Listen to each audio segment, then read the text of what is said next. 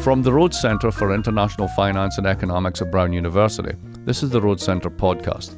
I'm the director of the centre and your host, Mark Blythe. What is the role of a university in a democratic society? What responsibilities do universities have to foster the public good, and what responsibilities do the public have to support centres of education and research? These have become some of the most fraught and pressing questions in our current moment, but of course they're also timeless questions, one certainly as old as the Republic itself. This is why I was so curious to talk with Kevin McLaughlin and Karin Wulf, two scholars at Brown who think deeply about just these types of issues. They're also the co-chairs of Brown 2026, an initiative marking the 250th anniversary of the United States, which, among other things, explores the past and future role of universities in a democratic society. Kevin is a literary scholar and director of the John Nicholas Brown Centre for Advanced Study at Brown. Karin is a historian and director and librarian of the John Carter Brown Library. Here's our conversation.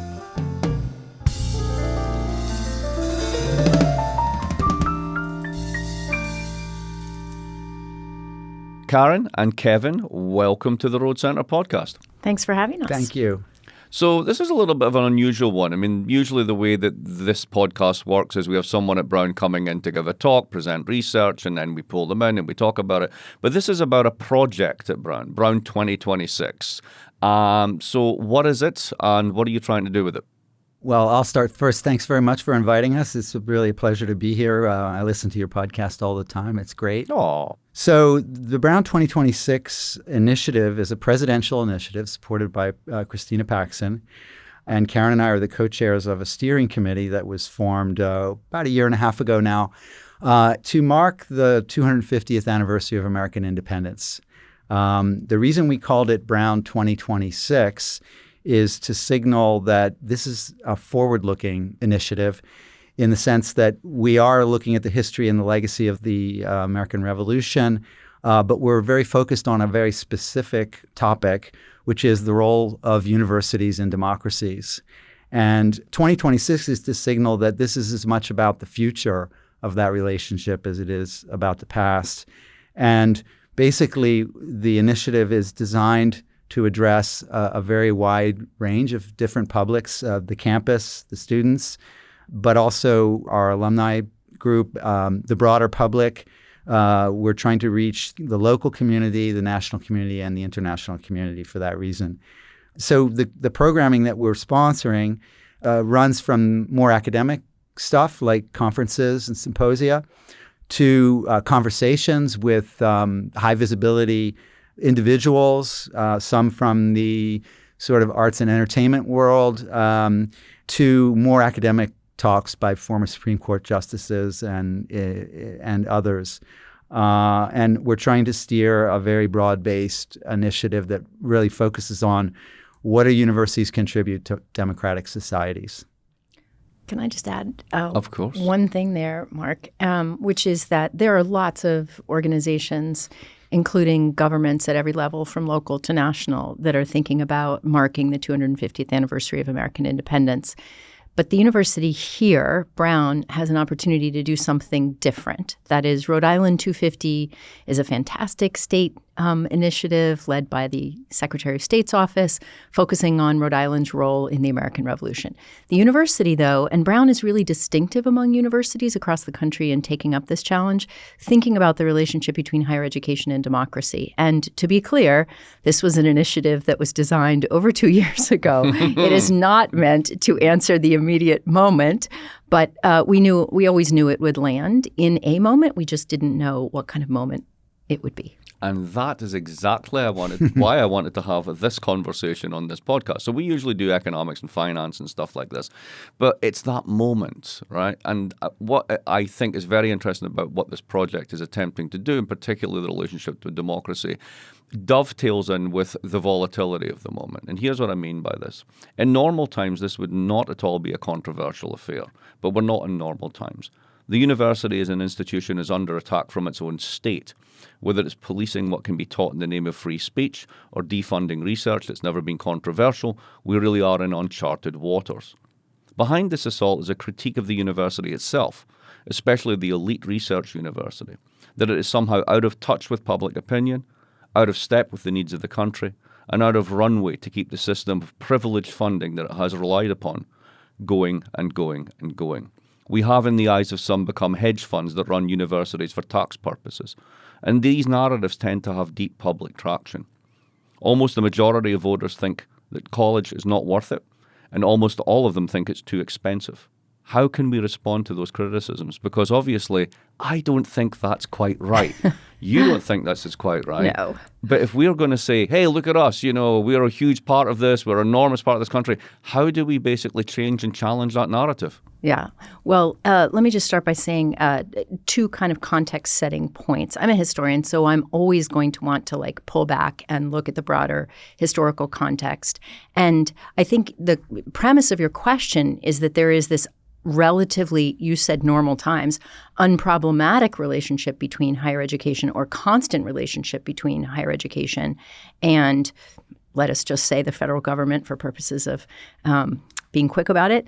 But that's not necessarily true. That is, there is a historical context to how the relationship between the government and higher education has developed. Since the mid-20th century, it's been a funding one, increasingly a funding one that's focused on the STEM disciplines. Will just be shorthand there as well. So first of all, it's not the case that there is a normal and that now we're in an abnormal situation. Things have been complicated for a long time. I would point in particular to the defunding of state universities starting in the 1980s as precipitating part of this current crisis that we're in. It's really multifaceted. It's not just about universities, and it has a long history. And the second thing I would say is that the university doesn't exist. That is, higher education is a really complex industry. It's a really multifaceted landscape. Most institutions of higher education are not the kinds that we are sitting in. There are 8 Ivies. There are 13 in the Ivy Plus, and there are maybe 130 R1 or research-intensive universities among the thousands of 2- and 4-year colleges across the country. Most adult Americans have some experience of higher education, some college. And, so when we lump all of this together and we say, what about the university? I think we are often mistakenly talking about institutions like Brown, when for most Americans, it's not institutions like Brown. It's their local community colleges or their regional comprehensive universities. So those are just two context-setting things that I'd like to start us off with. One thing, just to add to that, Mark, that you may be able to comment on from your perspective a little bit, is that it seems to me that the American university model that, as Karin points out, was really an exception that started after the Second World War in a partnership between the federal government and universities, both on the education side with the GI Bill and on the massive investment in science during the Cold War and in the 1960s.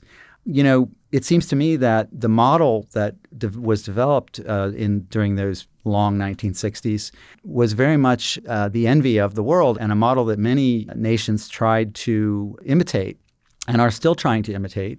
And so it seems to me that although we can certainly expect the criticism to continue, it can't be a question for the university of simply withdrawing from this partnership, and it can't be from the federal government side either. But clearly there are some stresses here that can't be denied, right? And as you point out, one of the main ones is, of course, the cost of higher education in the United States, which has continued to skyrocket.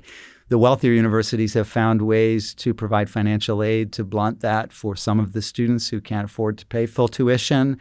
But that, as Karin points out, is only a small part of a much larger system. And it's just undeniable if we're looking at that Gallup poll that you referred to a minute ago, that cost is one of the real drivers of a lack of trust in the university that in the last 10 years has really skyrocketed, that poll suggests, right?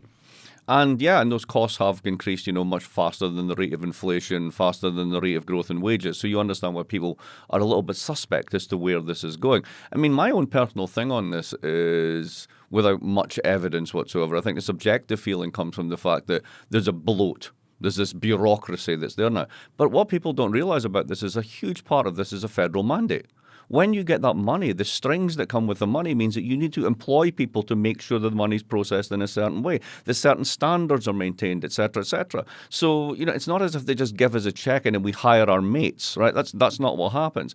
The second point I would want to put into the conversation is this one. In finance, there's actually something that the old people in finance, basically my generation, call the Chomsky trade.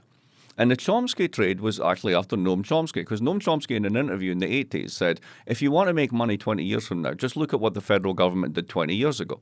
So if you go back to the 60s, right, you got transistors that becomes the digital revolution. You go to the 1970s, you get the beginning of biotech. You go to the 1980s, you get the beginnings of supercomputers, right? And you just go 20 years forward, and this is what this is. So when we marvel at the consumer products that come out of this game at the end of it, for example, the iPhone, it's a great example from Mariana Mazzucato that every single key technology in the iPhone was made with public funding. Steve was a genius who put it in a shiny box with rounded corners, right? That's why we all fell for it and had the foresight to do it. But all those technologies were publicly funded. So if we're now in a situation of, well, this is just bloat, let's just cut all this. There's no next iPhone. There's no next Apple. That's actually what's at stake in this. Well, I mean, I love the way you phrase that as really a question about investment. Investment, as people in your discipline know, it's really hard to think long term. And that's what we're asking people to do. I think one thing that happens with higher education is that we get tangled in the question of how is higher education valuable for the individual versus how is higher education a collective good? How is it useful and how is it actually a civic good? And there are kind of two pieces to that too. But let's go back to the question of how is it an individual good? We still show that people who go to college, even people who have some college, have better career outcomes, including better incomes, than people without. And that is, the Department of Education looking at that, and that's the Gates Foundation. This is not my area of expertise. And obviously here at Brown, we have people who look at these things, and who are real experts in this. But nonetheless, even non-experts can see that pattern is true, that there is an individual outcome here that's better if you have even some college, not even college graduation. But then there is the collective good, and that you can break down into, as you're saying, like the collective good. I don't know, do we still feel that the iPhone is a collective good? But, collective hazard. Right, exactly. The collective good of things like technology or certainly advances in healthcare. Mm-hmm. But then there is also like this collective civic good of having a more highly educated population. Yeah. That seems like worth talking about too. Mm-hmm. Do we really want to go against the grain there? Kevin, what you want to comment on this? Yeah, I was just going to jump in, and I think in addition to by linking up with what you both said, is that there's a connection between a democratic society and the research and development that's done as it's funded by the federal government in universities, which is, as you point out, Mark, have to be responsive to certain norms of ethics about how that money is spent. That will not be the case if the research and development becomes privatized through Silicon Valley moguls like Elon Musk and the others, which I think looks to be what they're after, to be the replacement for the research and development arm. And why do we need NASA if we have SpaceX? Right, exactly. So let's get into that for a minute and then sort of pivot back more to 2026. The very first Road Center podcast was with the investor and economist, Bill Janeway. And Bill was at Warburg Pincus back in the 80s and basically was very successful in that space. And he describes in a book that he did a few years ago the entire sort of venture capital industry as being a partner in a three-card game with the universities, the VC industry, and then the sort of the private sector writ large that takes ideas to scale, right? And that's basically it. So Kevin just alluded to something that I think is probably the case as well, that you've got a bunch of tech firms, and this is just my hypothesis on this one to echo Kevin's, that may be a little bit over-indexed on AI investment, may have caught up in a big arms race that's probably not going to pay off the way they think. And wouldn't it be nice if you could find a nice guaranteed funding stream called all the research money the universities go to? Now, I can imagine that sort of Palantir can spin off drones. I can imagine that Andreessen can fund some pretty crazy firms if they got that money and take even riskier bets. I'm not sure what Elon would do beyond more rockets, but they don't do biotech. They don't do health. They don't do public health. So what's at stake if we go down that road? Well, the other thing is that universities, it's not just a three-card game. It's that universities have been a relatively economically effective and efficient way to get that kind of research outcome. That is, we briefly alluded to this by, you talked about the canard of administrative bloat at universities, where in fact there's a lot of increased accountability measures that have to do with precisely federal funding. So let's pretend that all of those accountability measures are off the table. But universities have still provided research at relatively low cost because research is part of the core mission of universities. It's about creating and sharing knowledge. That is not the mission of industry. The mission of industry is to serve its shareholders right now. You want to talk about a complicated card game.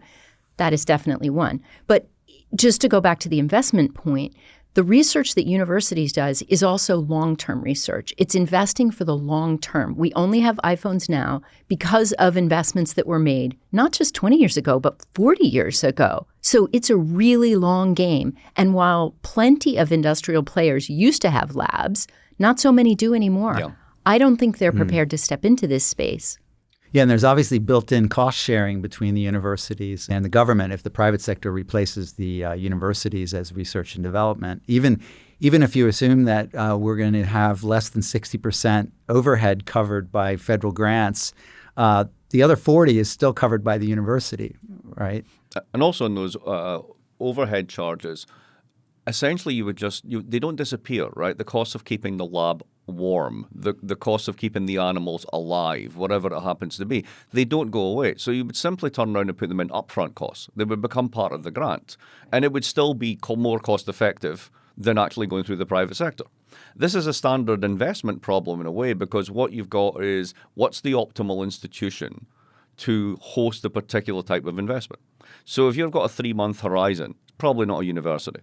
Right? If you've got a 1-year horizon, maybe it's a university. If you've got a 5 or 10-year or 20-year horizon, it's absolutely a university, because there just aren't many institutions like that. So let me come back to your initial question about how we reverse the trend, which seems clear now, of distrust toward the university. We've already talked about the cost for students to attend in the United States. But there's also, I think, been a deficit in terms of the university's communication to the general public of what we actually do. All of the things that we're now talking about are not things that have been deliberately communicated from the universities to the general public. Certainly in scientific research, there's always impact statements that are part of federal grants. But those are just going back to the agencies and explaining the social impact of some kind of scientific research. I think it's clear that we need to do much more in the university to provide infrastructure within the university to the people who work in universities, like faculty, to undertake much more effective communication. And fortunately, with the new technologies that we have, it's quite possible to do this. But I don't think we've had a deliberate effort from the universities themselves to try to emphasize investing in infrastructure to do that and make it possible for faculty to engage the public more broadly. And I think that's one of the things that we're trying to do around this initiative, which is take it as an opportunity for us to try to open up channels of communication. Yeah, and I think, it's interesting because I think when we started this initiative, we were thinking about the broader public and however one defines that, whether it's our campus, whether it's our, broader Brown community, whether it's here in Providence, the world, whatever. But actually, I think there's a real opportunity and even an imperative now for us to have conversations on campus about what we're about. Mm-hmm. Like, what is it that we actually do have in common? And sometimes, we have kind of over-described those divisions between STEM and HSS, let's say, or between kind of, we think, high research cost and low research cost disciplines, which I can tell you as a historian, we get grumpy about that.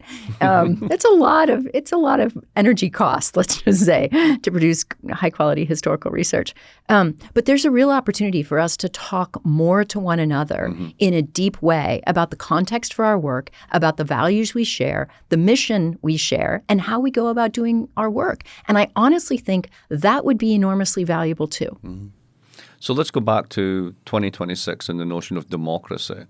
We live in increasingly polarized times, where democracy itself is not trusted by increasingly large slices of the population. We are in a quasi-authoritarian moment, according to some. How can the university, if not change that, show people that there's a different way that democracy can function and that it means something more than just polarization and noise? I always think that as an organization, whatever your organization is, the thing you do, you should do with integrity. You should do because it's core to your mission and it's core to your capacity and your expertise. And the thing that we do in a university is we generate and share knowledge. And I think that's what we ought to be about doing. So I'm not sure that doing anything different substantially serves us better. I don't think we need to turn ourselves into something that we're not. But I do think that clearer articulation, beginning in and among ourselves about what are our values and what is our purpose, and being clear about that, and recognizing that it is as true for me as a historian as it is for you as an economist, and Kevin as a literary scholar, and all of our colleagues as data scientists or whatever, that we share a common purpose, we are better able to communicate that to the public at large. Yeah, I think Karin's point about the collectivity of university is really important. That's what the word university means. And I think a little bit of a history here, maybe on Karin's turf. It's a little bit hard I'll to stop deny. you, don't worry. It's a little bit hard to deny that there wasn't something like the democratization of higher education in the 1960s in the United States. All you have to do is look at the statistics, and they're really dramatic. So there was a huge growth in higher ed, which meant a huge growth not only in research but also in education, including liberal arts education in the 1960s. Was really unprecedented. I mean, the American university before that time was not a democratized institution. It was very much an elite institution. And so, I think the word democracy has some meaning in that context. Now, there were things happening in the 1960s that gave a certain inflection to that process, right? Let's say, for example, the Vietnam War and the distrust that sowed in the public with images on television every week of what was happening in Southeast Asia. The civil rights movement was also happening in the 1960s. And part of the democratization of the university was the way in which it absorbed also these things that were happening. And very much the discourse that we're seeing now aimed against the university also has its origins in this period and, going back to the early 1970s. And I think the democratization came with what is also undeniably a diversification of the university. And this led to some tensions, which I think have now come home to roost, so to speak. So we're hearing things now that really have their origins in the 1960s that we need to, I think, recognize and pay attention a little bit more to that history. Got any good examples of that? I mean, any particular figures that spring to mind from this period that were making those noises now and that we're hearing now? So I think the obvious thing was the Powell memo from 1971, which was addressed to the U.S. Chamber of Commerce, and it was about the fact that the university was taking over a space that private industry and free enterprise was supposed to occupy, and that's where I see the connection between the Silicon Valley people who are now interested in usurping some of the university's role. But yeah, please, Karin, go ahead. Oh, no. I was just going to say that it is a little odd, though, right, that there are these potent critiques of higher education that universities are too elite, when in fact what we know is universities have become much more diverse spaces and places of much greater opportunity for more people over time. So there's no one story, there's no one origin moment, and there is no one narrative here. There's a lot of conflicting stuff that's going on, and some of that is just beyond the university itself. Yeah. But it is significant that what Kevin points out, that we have been here before. I mean, you started with this. It's not always been an uncontested relationship. I mean, I vaguely remember Ronald Reagan going off on the universities. Yeah, Oh. sure. Right? There's a Department long of Education history. under Reagan. Yes, target for a long way. time, right? The 40s. So in a way, it's not unprecedented. It's just sort of like ramping it up. Yeah. Yeah, in a and it's sense. landing in a different moment. It's different, Right. a different media moment. It's a different political moment. But it's also a moment, if you go back to the 60s and the early 70s, when the universities, in a sense, embraced the vibrant democracy of the street and the social movements. That's when they got slapped And in a sense, post-2020, there's a bit of a reflection of that going on as well. There's a very similar echo, I think, in that moment. I never forget that I arrived to do my PhD on a campus that only started accepting women as undergraduates not even 15 years earlier. Right. So, the idea, too, the critique of universities as these like crazy liberal hotbeds, it's like, have you ever been on a campus? I know. Universities are slow-moving places. They're fairly conservative institutions in all kinds of ways. Yes, there are some quite liberal people, but there are also plenty of quite conservative people. And they're institutions that have been slow to change, as demonstrated by my PhD granting institution. I'll give you another example from where I'm from Scotland. There are two major universities in Glasgow. There's now three, and I won't mention which one this is. But the students' union for one of them admitted, I think it was, if I get this right now, women, I think in 1980, but Catholics later than that. So, yeah, rather conservative institutions and peculiar in some ways. All right, let's think about students, okay? So, in this regard, how can or should students think about the role in a university with all of this going on, right? What are some of the things we know now about how students understand higher education, their experience in it, and how does that sort of feed into the democratic purpose of the university? Well, so Kevin alluded to some of the people that we've had on campus. One of our public launch events in January was with Brown alum Daveed Diggs, the fantastic, Broadway star, actor, producer, rapper, amazing guy. I loved listening to him talk to students. Right. Honest, I'm going to get to your question here. That's fine. But he was so great. Students were coming to him to talk about concerns they had about, in fact, how the university is too slow-moving, too conservative, whatever. They wanted some rapid action change. And he was so great. He said, look, here's the thing. He's a little older than they are now. And he said, when you get to be my age, you start to appreciate that there are some slow-moving institutions that nonetheless have the right idea. They may not move as quickly as you like, but sometimes that's a good thing because they hold on to their values and they consider their progress and their direction. And I thought that was so useful. Students are amazing. They're like lightning in a bottle, but they are in the sense that they're here and they're gone, yes. Right? And then there's the next generation of students. And they're so vibrant and energetic, but their experience of college is this one moment. So I think that college can be intense and great for them. But when you're on the other side of it, when you're inside the slow-moving ship, you see them as a kind of source of energy and inspiration, but you don't want to redirect the entire ship. Yeah, and I think we want to be very careful, those of us who work in the university and especially who teach students, to find opportunities to convey to the students why the distrust of the university that's all around them in their families, in their communities, should not prevent them from getting the kind of liberal education that will contribute to a democratic society in the long run. And I think we're seeing that our students are facing a lot of pressure right now. Mm-hmm. But I don't think it has to be a choice between preparing yourself to become employed after you've finished your degree and also getting a broad-based liberal arts education at the same time. And I think that's what we have to try to highlight the linkage between these two things over the course of a lifetime. Again, going back to the point Karin made about the slowness of things. We're preparing students during the 4 years that they're here for a lifetime. Exactly. Yeah. My favorite example of this is there was a survey a few years ago of the survivability of hedge funds because they all blow up, right? Very few of them last 20 years. They're dinosaurs in the industry. Most of them are sort of like 18 months to like 2 years, 5 years done, right? And they looked at the college majors of the people who ran hedge funds. And if you did applied math, econ, all that sort of stuff, you were most likely to blow up, right? Guess which major had the longevity? History. It was historians. Basically, they've seen it before. When it came down the turnpike, they weren't blindsided by it.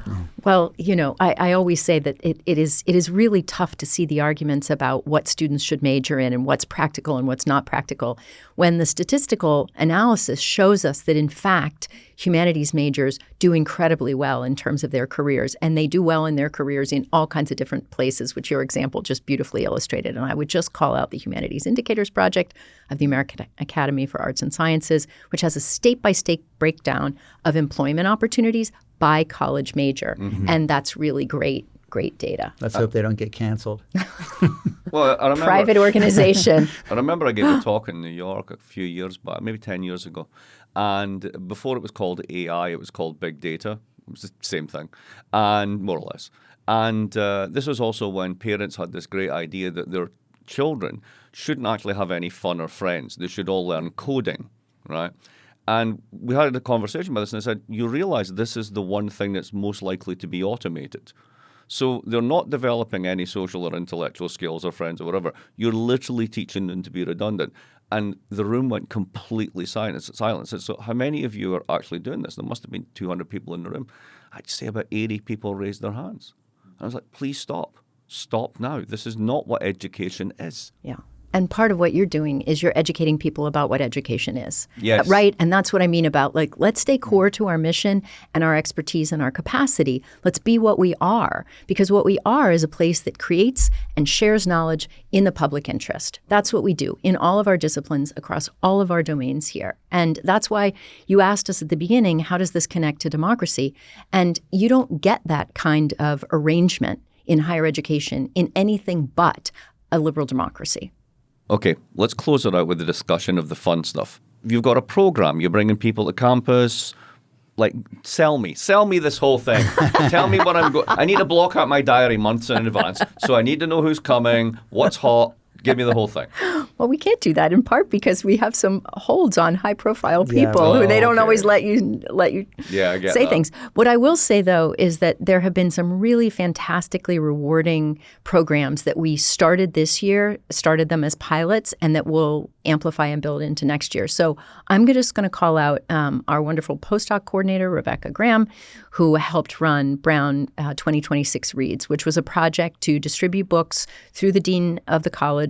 Thank you, Rashid, who's also on our steering committee, to distribute books and then match the authors with small groups of students for discussion. We're going to ramp that up and do that in a bigger way in this coming year.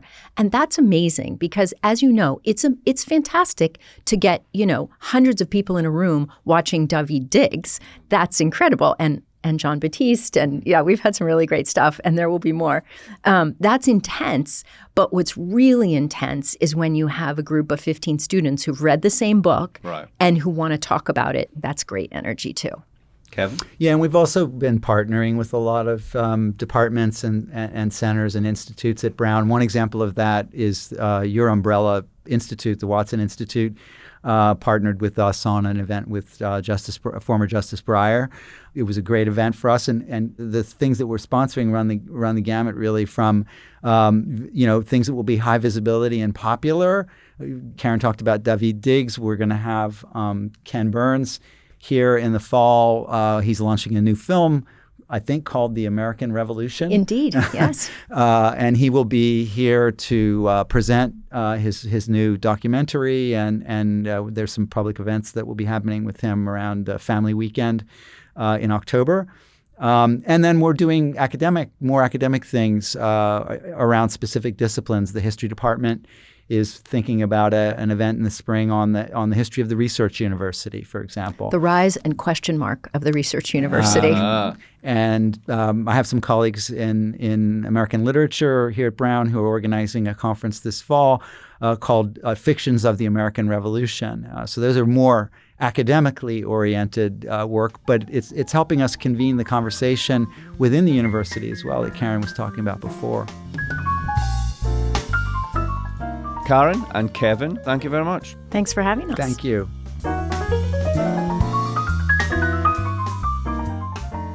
This episode was produced by Dan Richards. I'm Mark Blythe. You can listen to more conversations like this by subscribing to the Rhodes Centre podcast, wherever you listen to podcasts. We'll be back soon with another episode of the Rhodes Centre podcast. Thanks.